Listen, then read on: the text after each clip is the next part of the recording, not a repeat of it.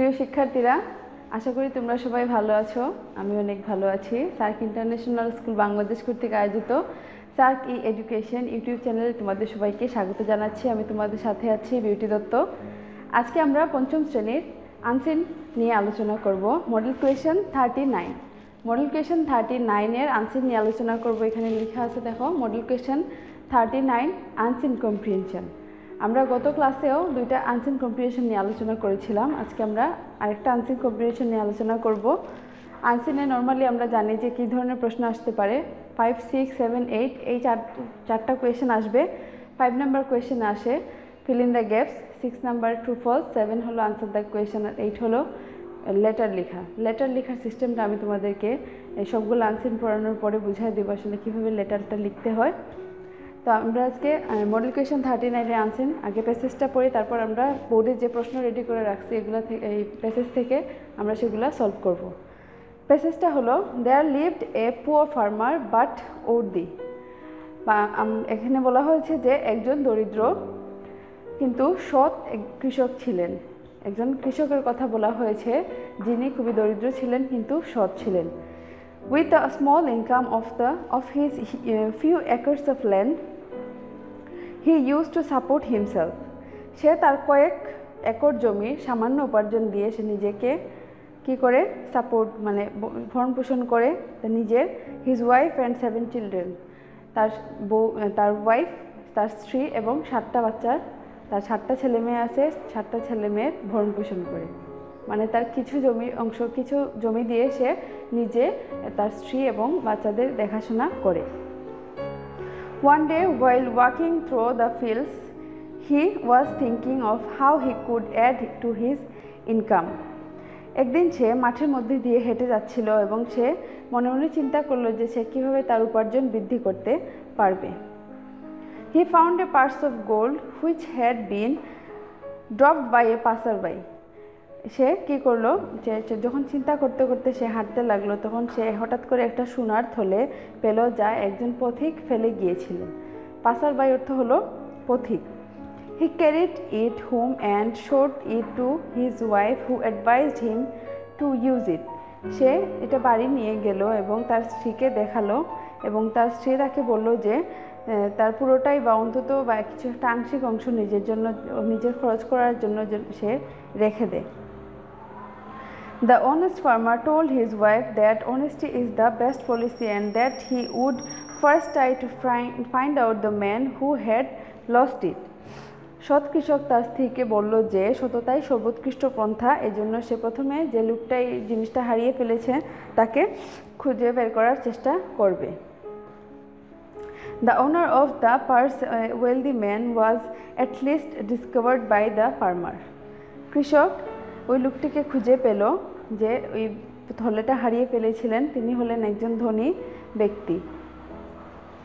The rich man took the purse and gave him thanks, but no reward.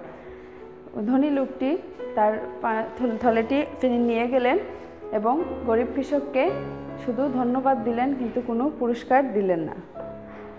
The wife rebuked the husband for his foolishness.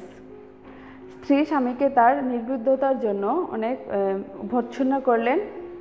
The farmer kept saying honesty is the best policy. কিন্তু কৃষক বলতে লাগলো যে সততাই সর্বোৎকৃষ্ট পন্থা।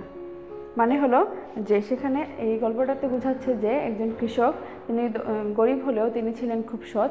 তিনি সোনার থলে পাওয়া সত্ত্বেও তিনি এগুলা নিজের জন্য রাখেন নাই, তিনি যে এই জিনিসটা হারিয়েছিল ওনাকে খুঁজে বের করে তাকে আবার ফেরত দিয়ে দিলেন। তো আমরাও এটা কি গল্প থেকে বুঝলাম যে সৎ থাকলে আসলে জীবনে উন্নতি করা সম্ভব। কারো কথায় আমরা কোনো অসৎ পথে চলবো না। তো আমরা এখানে কিছু ওয়ার্ড মিনিং পড়ে ফেলি। ওয়ার্ড মিনিং যেমন ফার্মার অর্থ কী হবে? ফার্মার অর্থ হলো কৃষক। ইনকাম অর্থ হলো আয় রোজগার করা বা উপার্জন করা। সাপোর্ট চালিয়ে নেওয়া। ড্রপ ফেলে দেওয়া। ক্যারি বহন করা। অনেস্টি সততা। পলিসি পদ্ধতি। হোম বাড়ি। ট্রাই চেষ্টা করা। ওয়েলদি সম্পদশালী। ফাইন্ড আউট অনুসন্ধান করা। ডিসকভার আবিষ্কার করা। রিওয়ার্ড পুরস্কার। আর রিবিউক হলো বকা দেওয়া। এখন আমরা এই প্যাসেজ থেকে যে ট্রু ফলস এবং ম্যাচিং তারপর feel in the gaps answer the question ready করছি, এগুলোর আনসার লিখি। দেখো এখানে ফিল ইন দ্য গ্যাপস প্রথমটা কি দেওয়া আছে, there was a farmer who was dash but worthy, মানে দেয়ার ওয়াজ এ ফার্মার, একজন কৃষক ছিলেন যিনি সৎ কিন্তু কি ছিলেন, তিনি গরিব ছিলেন। তো এখানে আমরা গরিবের আনসার কি লিখব, who was poor but worthy, who was poor but worthy. He lived with his dash and 7 children, তিনি তার বাড়িতে তার 7টা ছেলে মেয়ের সাথে এবং তার ওয়াইফের সাথে, তিনি মানে স্ত্রীর সাথে থাকতেন।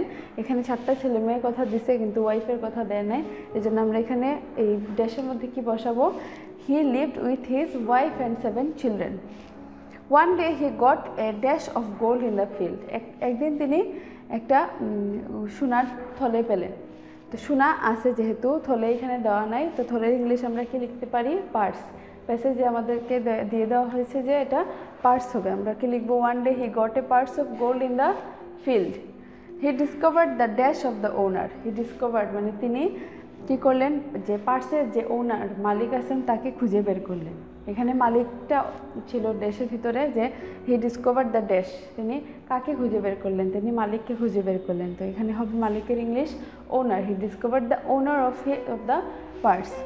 His wife dash him for his foolishness, তার এই নির্বুদ্ধতার জন্য তার স্ত্রী তাকে ভর্ৎসনা করলেন। ভর্ৎসনা এখানে আছে রিবিউকড, এখানে এটা কি হবে, his wife rebuked him for his foolishness. আশা করি ফিল ইন দ্য গ্যাপস বুঝতে পেরেছো। আবার আমরা একবার পড়ে ফেলি, there was a farmer who was poor but worthy, he lived with his wife and 7 children. One day he got a purse of gold in the field, he discovered the owner of the purse, his wife rebuked him for his foolishness. এখন আমরা true আর false পড়ব। The farmer was rich but unworthy, এখানে দিচ্ছে যে the farmer was rich মানে কৃষক ধনী ছিলেন কিন্তু সৎ ছিলেন না, এটা হবে ফলস। আমরা প্যাসেজে পড়েছিলাম যে কৃষক গরিব ছিলেন কিন্তু সৎ ছিলেন, false. There were 10 members in his family, এখানে দিচ্ছে যে তার ফ্যামিলিতে 10 জন মানুষ আছে, কিন্তু আমরা প্যাসেজে কি পড়েছিলাম, তার ফ্যামিলিতে তিনি পুয়ার ফার্মার ছিলেন আর তার ওনার ওয়াইফ ছিলেন আর 7 চিলড্রেন, তো হলো 9 জন, টোটাল হলো 9 জন মেম্বার, আর এখানে দিচ্ছে 10 জন মেম্বার। আমরা এটাও ফলস লিখব answer. He found a purse of gold, তিনি একটি সোনার থলে মাঠে খুঁজে পেলেন, এটা আনসার হবে true. His wife forbade him to use ইট, মানে হলো যে তার স্ত্রী তাকে এই যে সোনার থলে থেকে সোনা ইউজ করার জন্য ফরবেড মানে মানা করেছিলেন বা বারণ করেছিলেন, যে তুমি এটা নিজের জন্য ইউজ করে ফেলো বা নিজে রেখে দাও, এটা ফিরিয়ে দেওয়ার কোনো প্রয়োজন নাই।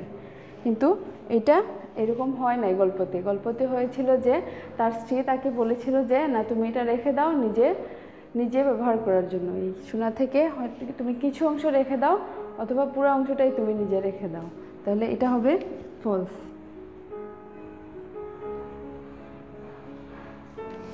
The purse of gold was dropped by a magician, এখানে দিচ্ছে যে পার্স গোল্ডের পার্সটা মাটিতে পড়েছিল, যে সোনার থলেটা মাটিতে পড়েছিল সেটা একজন ম্যাজিশিয়ান মানে একজন জাদুকরের।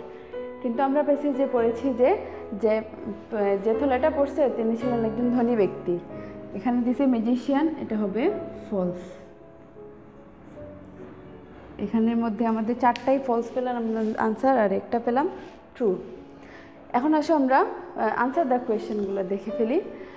এখানে প্রথম কোয়েশ্চেনটা কি দেওয়া আছে দেখো, whom did the farmer used to support, whom did the farmer used to support, মানে ফার্মার নিজেকে সাপোর্ট করার জন্য বা ভরণ পোষণের জন্য তিনি কি করতেন বা কাকে তিনি সাপোর্ট করতেন, দ্য ফার্মার, আমরা আনসারটা এভাবে লিখবো, the farmer use to support himself, his wife and 7 children, তিনি কাদেরকে ভরণ পোষণ করতেন ফার্মার, তিনি নিজেকে, তার স্ত্রী এবং তার 7টা বাচ্চাকে তিনি দেখাশোনা করতেন, লালন পালন করতেন। The farmer used to support himself, his wife and his 7 children. তারপর আসো সেকেন্ড কোয়েশ্চেন দেওয়া আছে যে what was he thinking of while walking through the fields. তিনি যখন মাঠের মধ্য দিয়ে হেঁটে যাচ্ছিলেন তখন তিনি কি চিন্তা করছিলেন? আমরা প্যাসেজের মধ্যে পড়েছিলাম যে তিনি মাঠের মধ্যে হেঁটে যাচ্ছিলেন এবং চিন্তা করছিলেন যে কীভাবে ওনার ইনকামটা বাড়ানো যায়। তো আমরা এখানে আনসার লিখতে পারি যে while walking through the fields he was thinking of how he could add to his income. How he could add to his income. আনসারটা আমরা এইভাবে মেক করব যে while walking through the fields he was thinking how he could add to his income. Third question হলো what did the farmer keep saying? মানে farmer কৃষক সবসময় কি বলেন? The farmer keeps saying honesty is the best policy. তিনি সবসময় এই কথাই বলেন যে সততাই সর্বোৎকৃষ্ট পন্থা। The farmer keeps saying honesty is the best policy. What did the farmer do taking the purse of gold? Taking the purse of gold, he showed it to his wife. মানে হলো যে কৃষক পার্সটা নেওয়ার পর তিনি কি করলেন? পার্সটা নেওয়ার পর তিনি প্রথমেই বাড়িতে নিয়ে গেলেন এবং তিনি তার ওয়াইফকে এটা দেখালেন। তো আমরা আনসারটা এভাবে লিখব the farmer taking the purse of gold he showed it to his wife. তিনি তার ওয়াইফকে এটা দেখালেন। What did the farmer's wife tell him after seeing the purse? মানে ফার্মারের ওয়াইফ ওনার স্ত্রী ওনাকে পার্সটা দেখার পর কি বললেন? আমরা প্যাসেজে পড়েছিলাম যে পার্সটা দেখার পর তিনি বলেছিলেন যে এগুলা তুমি নিজের জন্য রেখে দাও, ফেরত দেওয়ার প্রয়োজন নাই। তো আমরা এখানে আনসারটা কি লিখব? The farmer's wife told him after seeing the purse. The farmer's wife told him after seeing the purse that they could use it or at least a part of it for the farmer himself or her. তারা এটা থেকে কিছু অংশ অথবা পুরোটা অংশ তার নিজের জন্য রেখে দিতে পারে। The farmer's wife told him after seeing the purse that they could use it or at least a part of it for the farmer himself or her. তো তাদের নিজেদের জন্য তারা রেখে দিতে চায়, এটা রেখে দেওয়ার কথা বলেছিলেন ফার্মারের ওয়াইফ। তো আশা করি তোমরা এই পার্টটা ভালো করে বুঝেছো এবং এই যে ফিল ইন দ্য গ্যাপস তারপর true false answer the question লিখে দিয়েছি এগুলো বুঝতে পেরেছো। বাসায় এই পার্টটা একটু বেশি করে রিভাইজ করবা, আবার এই সবগুলো আবার ভালো করে পড়বা, মুখস্থ করবা, পার্টটা ভালো করে মুখস্থ করে ফেলবা যে আসলে পার্টে কী বলতে চেয়েছে, কি বুঝাইছে, এইগুলা আনসারগুলো মুখস্থ করার প্রয়োজনে আমরা সেগুলো প্যাসেজ দেখে লিখতে পারবো। তো ভালো থাকবে সবাই, ধন্যবাদ সবাইকে।